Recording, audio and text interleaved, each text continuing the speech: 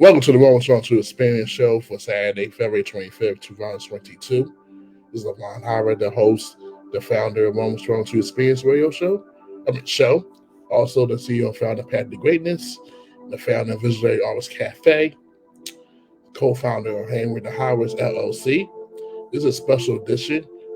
We didn't do our usual protocol show before the conversation today because it's been a long week, personally, professionally. I didn't want to give you any bad energy or people feel sorry for me, anything like that. But we get right into it. We had a great interview coming up here with someone I went to school with college with, to Westchester University, the School of Champions. She's an entrepreneur. She was a mother. She's a hard worker. She's adapted so much to become the woman she is today. So it's my honor and privilege to welcome Miss Ronique Smith. Hey, Hi. Good afternoon. I'm doing great. How are you? I'm doing good, the best I can right now, despite the circumstances right now. I hear you. But I'm pressing my way through, So that's what we have to do. That's all we have to do, and all we can do is trust God and just let God see us through. Absolutely. This is definitely a trial right now, but I know trials are only temporary. They're not permanent. And they're designed to make you stronger. Exactly. Amen. Amen. So, first of all, I want to thank you for being a guest on our show. How was your week? My week has been also challenging. I actually started a new job this week. Okay. I was laid off in December from my manager position with RCA.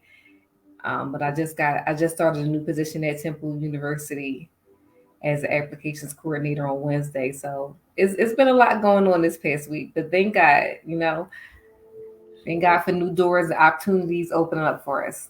So is that Temple University the main campus in North Philly? So I'm working remotely for the first 6 months. Oh wow. And I'm actually going to have to be traveling out to Wisconsin to get my certifications through Epic. Oh wow. So next week I'll be in Wisconsin. Oh wow. Where in Wisconsin? Yeah, so we're going to be in Verona. Mm.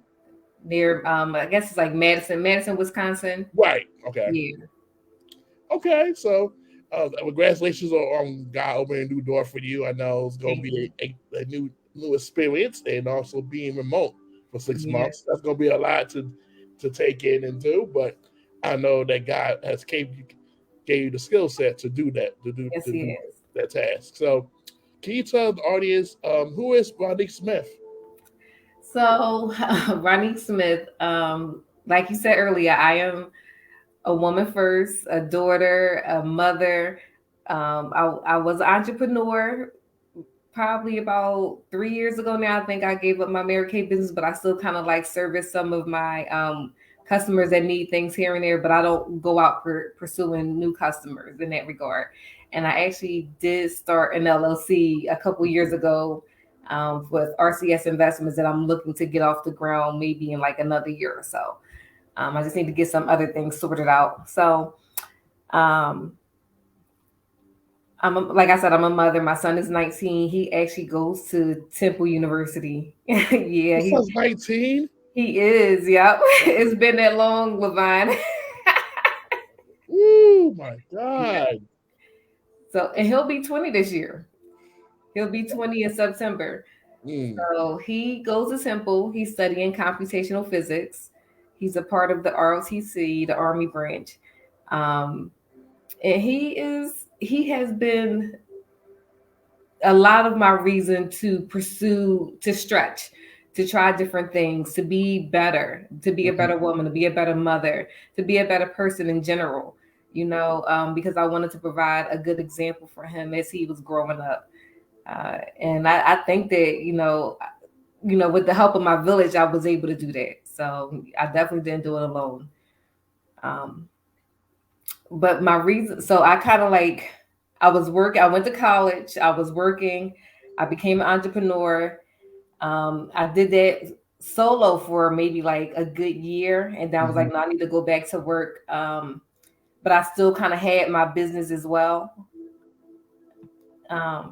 And I kind of did that transition because, well, with Mary Kay, being an entrepreneur with Mary Kay, I really enjoyed helping women feel good about themselves. And even if it was through makeup. So I got into all things beauty. I did makeup, I did hair, all at my house, and I just really enjoyed helping other people feel good about themselves. Because sometimes, we have our little girlfriend time where we talking about the things that's going on in our lives and what we can do better and stuff like that. And then you forge friendships that way also. And you walk down different paths with different, these women. So I love doing Mary Kay. And I still dibble and dabble in it, like I said. But I also do like working for my in healthcare IT. I thoroughly enjoy the job that I have now. So um yeah, I think I'm gonna hang around here for a little while and see how things go. And I'm gonna pick up my business, my own personal investment business, a little bit later. So Okay. that's some things about who I am as a person. All right. So let's go back to the beginning. Who was Sure. Ronique growing up? Ronique growing up was I was very outgoing. Like I wanted to try everything. I wanted to see everything. I read a lot of books. I wanted to actually be a lawyer when I was growing up. I wanted to go to law school. When I went to Westchester, I had my BS in criminal justice, and I wanted to pursue my JD. I even went to Widener Law School and got my paralegal certificate. But Mm. when I realized that, paralegals were making a lot less money than I was making at the time, I was like, yeah, maybe that wasn't a good choice. So I don't know. Maybe law school is in my future. We'll see. Yeah, but let's backtrack. So you said we managed at Western University. What Yep. made you What made you decide to go WCU from high school? So actually, I wanted to go to Rice when I got out of high school, Rice University in Houston, Texas, because I wanted to go to, for law. But my grandfather got sick, and I was afraid to be so far away, and I couldn't get home because we didn't have a lot of money. So I decided to stay local, and I went to Westchester instead. Mm. So based on your experience, you felt you had a good experience there. Yeah, I think that I feel like I had a good experience. It was when I got pregnant my sophomore year of college at Westchester, it was kind of hard getting back to school. I had to write a lot of letters. I had to go Mm. to a lot of counseling sessions. I had to talk to a lot of people. I had shed a lot of tears. It was challenging to continue on, and some people even felt like, oh, well, you had a baby in college, you're not going to go back. Mm. And that was hard and my dad was one of them. The disbelief that I would continue and finish what I set out to do. So that was a little hurtful, but here I am. I got my BS. I finished like I said I would, and so yeah. So in the midst of getting pregnant while in school and facing all the doubters and things like that, what made you persevere to finish school despite even you having a newborn in college? What drives you? What motivates you to not give up to finish school? Well, what motivated me was knowing that my family almost at that time nobody had completed college. Everybody had their high school diploma and that was it. And I just wanted to provide more for my son and myself. I felt like I needed to do better. I needed to do more. So that's what made me continue. That's genuinely what pushed me to finish. That's very so important. That's very very important. We talked prior to the show at your appearance about your experience about you as an entrepreneur, Yeah. um, doing Mary Kay, and Hmm. then went back to the work for working. Yeah. So what was that like to go back and tell the audience why did you go back? Because it was, when people start entrepreneurship, it's like, okay, I'm done. I'm gonna make this work. I'm not going back to corporate. I'm not gonna do this, that, and third. But you had a different experience that you actually went back to work. What made you decide to say, listen, it's entrepreneur is a good thing, but it's not fulfilling me to. So what has made you decide to go back? I went back because I needed more money, to be honest. I was really, I'm a single mom. I've been a single mom, for as long as my son has been here. So, and I bought my home when I was 24. Mm. Um, and I just faced a lot of challenges. Like my heat was off, my water was off. Sometimes the two utilities was off at the same time. I was 8 months behind in my mortgage, facing Mm. foreclosure, and I could not lose my home. Mm. So I was like, as much as I love doing, as much as I love being an entrepreneur and being able to create my own schedule and everything, it just wasn't bringing in the money that I needed to see at the time to sustain me. So that's why I went back to work. I learned a new skill, and here I am in healthcare IT, and I'm making money now, and I've been able to do a lot more. I got myself up out of the hole. Um, Things have really changed for me over the past couple of years, so I'm grateful for that. And that's Yeah, just staying persistent and just keep pushing. well, that's good because like a lot of times a lot of entrepreneurs face that fear going back to work because, Yeah, but life happens. You face foreclosure. yeah, You was behind your mortgage, but you was like, okay, look, I need more money. yeah, The job was good, but it's not fulfilling me and my daily needs, and right, and you decided to go back and in the day you gotta do what's best for yourself and your family. absolutely. So, my next question is so now so so I A want little bit, to Levon. I'm get sorry. uh, so I want to talk to you ask you a question about your son. Now your son's 19 Hmm. years old, and now he probably seen a lot for this past couple of years with the COVID, and being pretty Hmm. much being home, pretty much part of his high school years home during COVID. So, what was Hmm. that like raising just a teenager going through COVID and going through what was going on in America, the injustice going on with George Floyd, and also going on Breonna Taylor, and then all this new stuff going on right now with us in our city, with the violence and stuff like that. Have you had conversation? What was that like going through that with your son during COVID? So I have a couple different thoughts. For one, I make sure that I maintain constant conversation with my son, because I want to let him know that he's always supported, that his voice is heard, his thoughts are important, and that he's loved. So I make sure that I'm in conversation, as well as his dad. His dad is, in his life as well, and he also provides that support to him as well. And what we found maybe about 5 years ago, 4 years ago, we actually started counseling. Mm. So he's been going to therapy for at least 4 years now.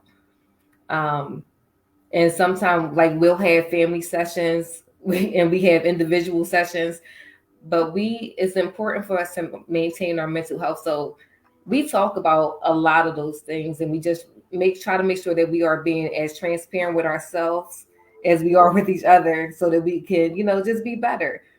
um, so I think that the counseling helped curb some of the stuff that was going on with COVID and the social injustices, but not all of it. You know what I'm saying? Like, we still had to kind of like do some deep dives as to like what this means to us in our community, how we can provide a positive impact. And I'm still kind of like searching that question, like how can I do better for my community when I see so many people hurting? And it's hard, especially when I'm trying to build something here and still trying to figure out what I can do in the community as well. Um, so I am looking for some volunteer opportunities if you do have some coming up, some volunteer engagements, because I do want to be more active in that regard. And I think my son, when he has opportunity, he will also look into things like that because he's very compassionate. He cares a lot about people. So, but with the ROTC in school right now, he's kind of like his schedule is crazy. Um, so I think that's kind of like what we kept our focus on is as far as like keeping the communication open. I just didn't want him, for one, to go out here and get hurt. It's just so many opportunities for someone to get hurt out here. Just living your life, you just never know. Um, but I also didn't want him to live in fear. So how do you find that balance? How do you tell your son, like, go ahead out there and live when you know that all these dangers is out here, all this peril is out here. Um, but I just try to be an example too, because life is to be lived. God's, didn't give us the spirit of fear or timidity. So as long as we just going out there and we doing what we need to be doing, we gonna be covered. We gonna be protected.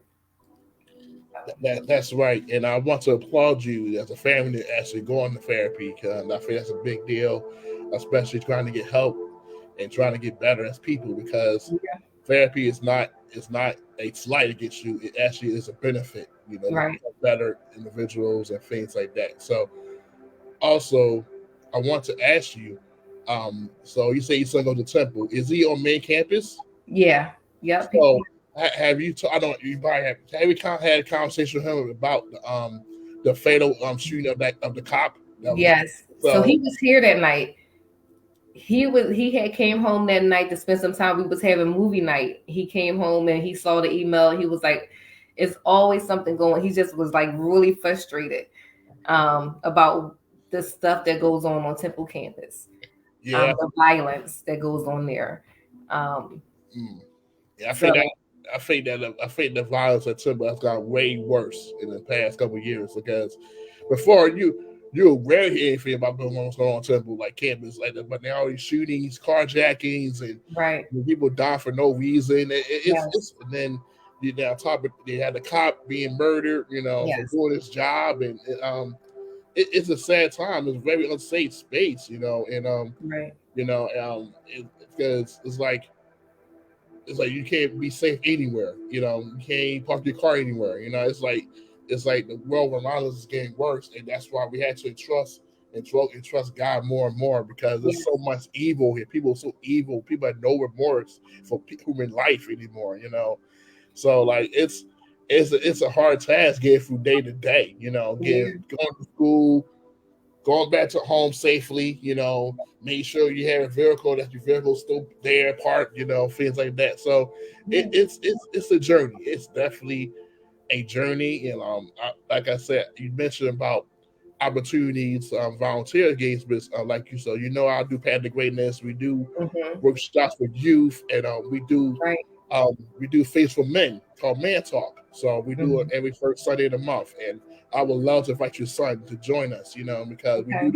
we do need some young men on there to balance out the men that we have. So we do have a college freshman as well that's on there. So Okay. um, it's virtual. It's virtual. So I would definitely send an invite to your son to get on because I think that our men will benefit from a young perspective. Plus, be on Agree. that campus and witness what's going on at that campus, especially last week. And all the fallout that happened with the city and how all that stuff that they dealing with right now with the after effects of that. So it's definitely a prayer time, and like I said, I would definitely invite you and your son to be part of that. And also, we are trying to do something for parents as well, like Okay. the conversations about how to talk to teenagers, how to deal with that, how to navigate through puberty, how to navigate through transition from high school to college. I've read a So lot of books about that because I had a son. I'm like, he's going through things through his pubescent stage, and I don't know any of that stuff, you know. So I read some books. I talked to a couple of my friends, his dad, but you know, the books were my, you know, my bread and butter right there to help me kind of like navigate that. So I'm definitely open to those Yes, engagements, Levine. I appreciate you, you know, extending the invite, and yes, I because will we need send you. people. We would definitely send an invite. That's not a problem because we definitely want more people to share their views. You know what I mean, about being judged, being in a safe space, and Yes. also the story across because your story can open so many doors to make new Yeah. connections with people. You know what I mean? So Yes. it's all about providing opportunity. That's all it Yes. is. So And we gotta help each other, you know. we have to. We have to. Yeah.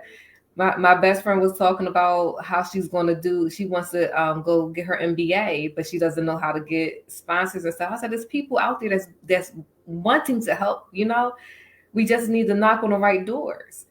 So Right. as The long right. as we are making ourselves available, you like you say, the new connections. You never know who you're meeting. Mm-hmm. You just never know what doors of opportunity to open up for you. It's So about saying yes. It's about being uncomfortable saying yes to it. You know, that's yes, how now the doors open with Path to Greatness because I put people together that they would never meet on a regular day. You're like on a walk in the neighborhood, you know, but yeah, now some of them are best friends, some of them business partners, some of them yep. like with each other, you know. So you never know. Just provide opportunity and you just showing up. That's That's all true. it is be yourself. That's it. You don't gotta be you gotta put on a show. Just be yourself. Be your authentic self. That's all you got to do. So that's So confirmation for me coming on here today because, like you said, we spoke early, and I'm like, I've never done a podcast before. I was really nervous about joining. I didn't know quite what to say, but like you said, just I'm just being myself. So and I don't mind sharing my story because I know that it may help somebody. You mm-hmm. know, some people share their stories with me, and it definitely helped me. So I'm working hard to kind of be open more to opportunities and engagements like this. So I'm really grateful for you even asking me or even considering me to be a part of your podcast because this is what I'm on the path of doing. I'm trying to work on renewing my thought process so that I can, you know, believe bigger and, you know, create bigger dreams and expand my territory, you know, so that I can help more people and I could do more. So thank you. I really appreciate being here. You're definitely welcome. It's definitely been a pleasure. So what's next for you? What's next for me is so several things. Definitely excited about my new position at Temple. I definitely want to once I become a full-time employee there, I'm looking to go back to school for my JD. You know, give me about 2 years. 2 years out. I'm looking to go back to school for my JD, and I can either go to Rice or I can go to Beasley. You know, is endless opportunities. So that's what's next for me. Those are the big things. So what is Beasley? Beasley is the Temple Law School. Okay, okay, I got you. Okay, I got Yeah. you. Okay. So can you maybe like can you did get degree in criminal justice? So every day, you know, you ain't do those on hours of WCU for all day. You know what I mean? Yes. You know, so that's a lot of work. And Yeah. that justice one of just injustice one of the big titles right now, and that you could Yeah. in our community. And a lot of people need support in that in terms of fighting injustice and fighting Right. people. And I think your wisdom, your perspective could help some people. You know, if you continue going the route that you're going to right now. So your mom, you do a lot for your son, your family, and Hmm. working. So what does Ronique do for self care?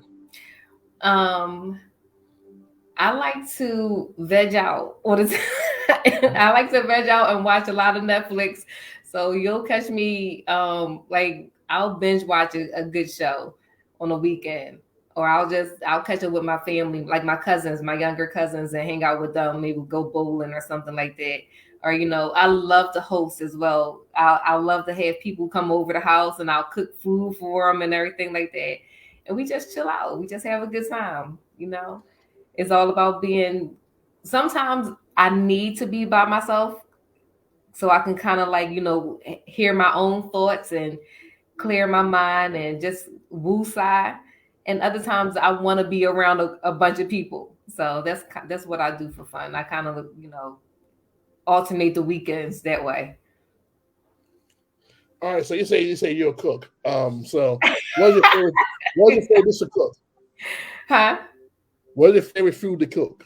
My favorite food to cook. I like to make like Mexican dishes. Like I like Mm, enchiladas. I like fajitas. I have guacamole at least like 3 times a week with whatever, with cucumbers or chips. Rarely chips, but mainly cucumbers. Um, I like to cook big meals too because I always thought that I was going to have a really big family. So I love to try different ethnic foods. I cook Haitian legume, Haitian griot. Uh, I like to make seafood macaroni and cheese. Um, I like to try a lot of different things. okay. So maybe I don't know. Maybe you start your own catering business. You know, I don't know. So I definitely have to be in the mood for it. So I don't know if I want to do it all the time. I would much rather read a book than stay in the kitchen all the time.